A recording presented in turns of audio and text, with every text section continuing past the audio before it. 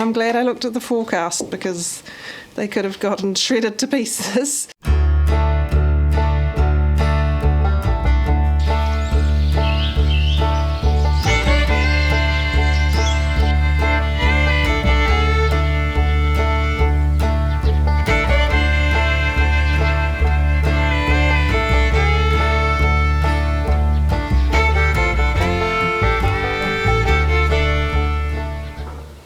Hey guys, welcome to Wild Hope Homestead.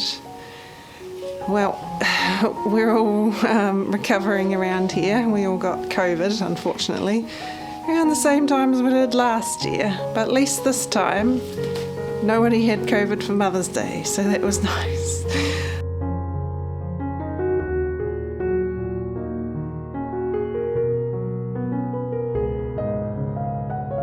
Everything ground to a halt except for the necessary things, looking after everyone, looking after the chickens, keeping up with the washing. At least we have each other.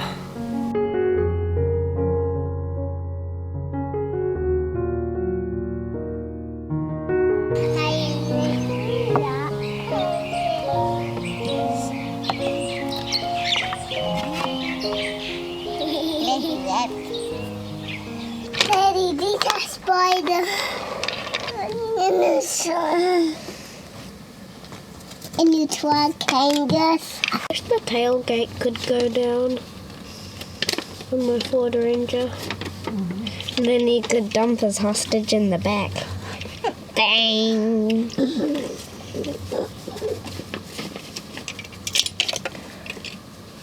And he'll land on the Polaris.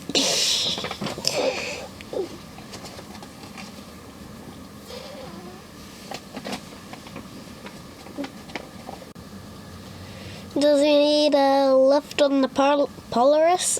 Polaris. The Ford Range is a little lower.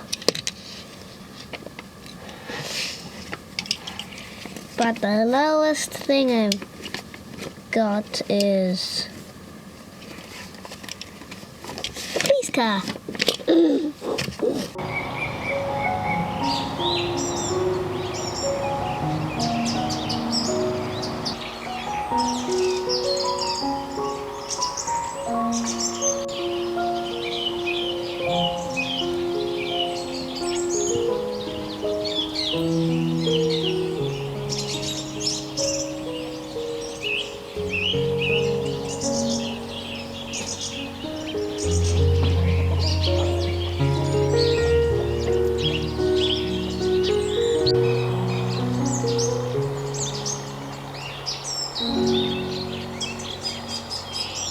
We're all doing mostly better, just getting over the last dribs and drabs of it.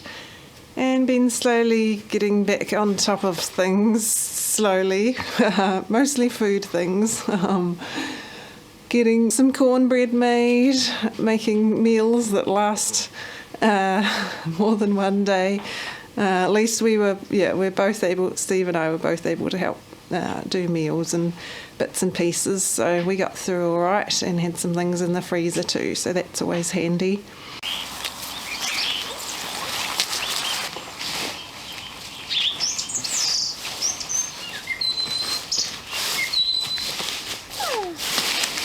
Oh, Mummy, the lights on. Yeah. You gonna help put the leaves in?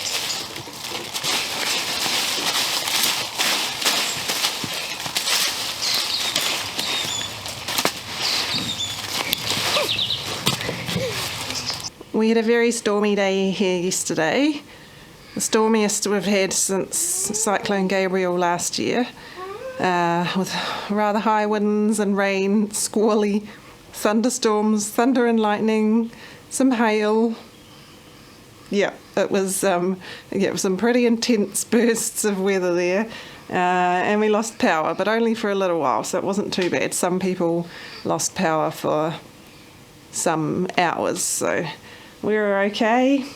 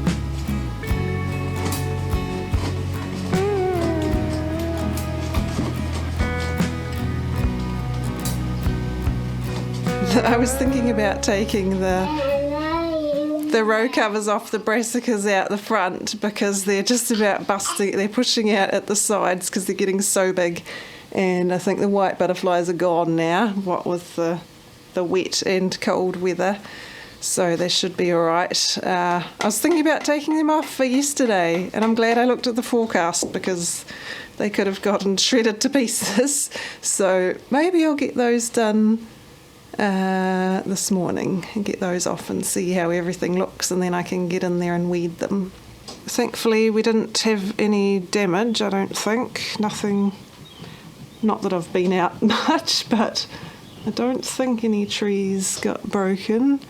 So I haven't done much filming in the last couple weeks for obvious reasons, but it's okay because I had a big backlog of editing to do, so at least I've caught up a little bit on that. So that was one thing I was doing while I wasn't feeling very well. And I also got all the onions that were on the table sorted out, all the Egyptian walking onions. So that was the last of our 2 perennial onions that I needed to sort through, tidy, trim up and sort through.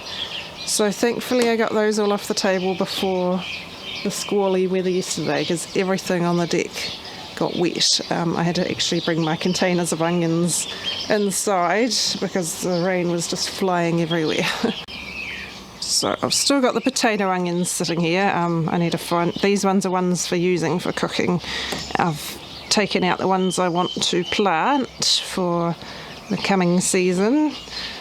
And these are the Egyptian walking onions that are for eating purposes too. I've also taken out the ones for planting from there, which I've got sitting inside. So definitely got a lot more Egyptian walking onions than potato onions, but I did plant some more Egyptian walking onions, but they also just got bigger. I'd still like them to get a bit bigger, but there are some decent sized ones in there. Potato onions, actually I saved the biggest potato onions for planting, but yeah, they're not particularly big. So what have you got? You got a fairy dandelion seed head. Steve has, with our potato onions, Steve has, what did he do? He blanched, the skins are kind of a little bit harder to get off these ones, but he blanched some in a pot of water to get the skins off more easily, and then chopped them, dehydrated them, and vacuum sealed packs of dried onions that we can rehydrate. Unfortunately there are some black aphids hanging around on those. So I need to get both lots of perennial onions planted. I like to get them planted in May, and we're almost out of May. We've got 2 more days until winter, although it definitely is like winter already. So I do need to do more clearing in the garden. It's very soggy right now. It's probably a good thing I didn't get them in before yesterday anyway, but I need to find a time to do that.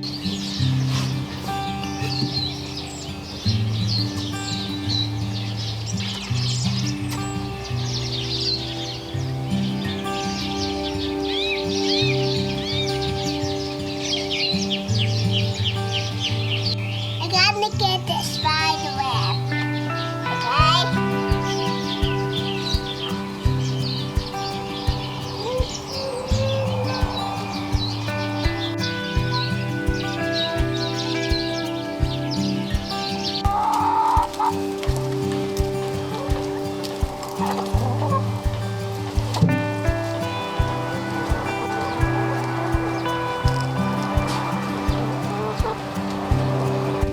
We've got a bunch cleared in the alcove area. We couldn't keep it weeded very well when the pumpkins were in there, unfortunately, but it's getting better now. I got the big black nightshade weeds out, and then Steve was able to weed whack, and we found one last Muskie de Provence pumpkin down the back, right down the back up against the fence, which was hidden in the weeds. So it was just as well we got that done. We're gonna pick a flower. I've gotten most of the old dead tomatoes out of the raised bed garden. The ones down there, and some of the one section of the beans, and the tomatoes that were around here. I've just got one lot left over there, and these beans here, and the cucumbers. I still need to get those off. I've got to get a few more things cleared in the raised bed garden so we can plant some of our onions. This time I'd like to try planting the potato onions out the front because they are a little bit smaller. The Egyptian walking onions got quite big and floppy, and so I'll try and plant those in the raised beds. Oops, this trailer's in the way a little bit. So, these weeds have gotten... The weeds have gotten really bad in my absence. It's mostly barley straw that's sprouted. I don't necessarily have to take the netting off in this tunnel yet because these ones are the smaller ones, but some of the ones down the end are getting bigger, and I do really need to weed it, so maybe we'll just take all the netting off. I didn't get to clean up the kumara row. I mean, it's empty except for the kale that we replanted down the end, but we need to redo the paths in the row.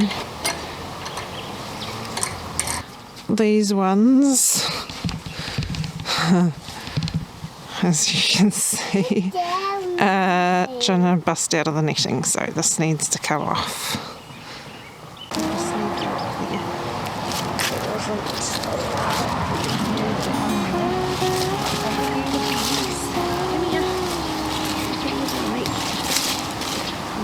Maybe put them in a pile in the grass. Just over there, and make a little pile for me. Got a couple of little piles in there.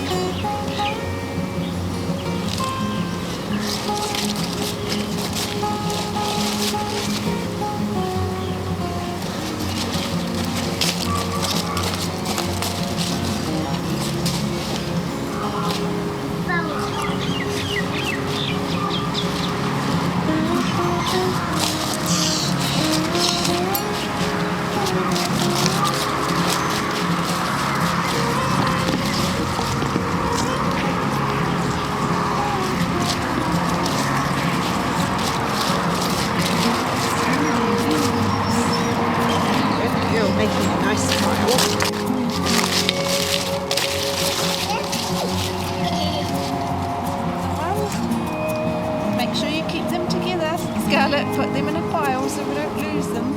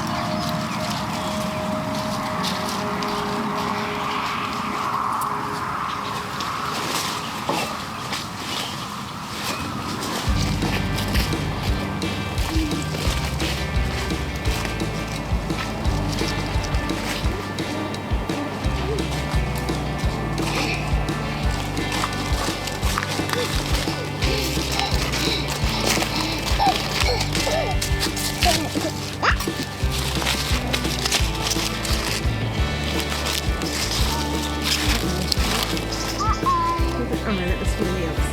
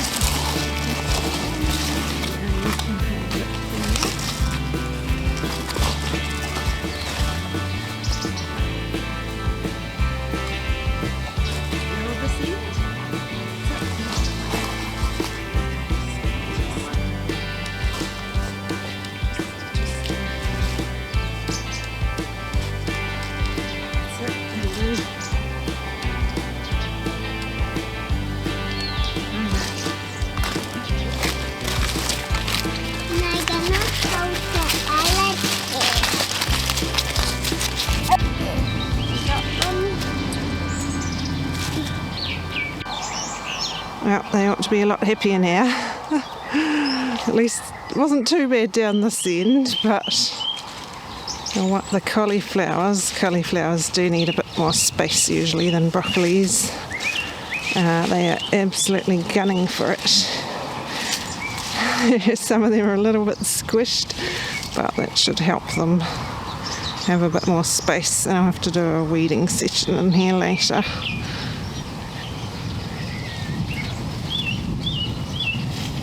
I see some of the potatoes are still alive now. We haven't had any frosts for a little bit. It's been cold though. The kids have also been raking up leaves out the front, which is really helpful. The wind is actually blowing leaves everywhere, so there's plenty around. There are plenty around. Steve and the kids filled up this wool sack that we had sitting in the garage with leaves, which is handy because I was thinking about getting rid of it, but they are quite handy for garden things. And then I filled up with 2 just black rubbish bags with more leaves that the kids raked up, so we're just going to let them decompose a bit and then we can use them as good organic mulch for the garden. We're supposed to have nicer weather this weekend, so hopefully we can get some more leaves raked up. I haven't exactly planned where to put them, so they're just sitting in the garden at the moment.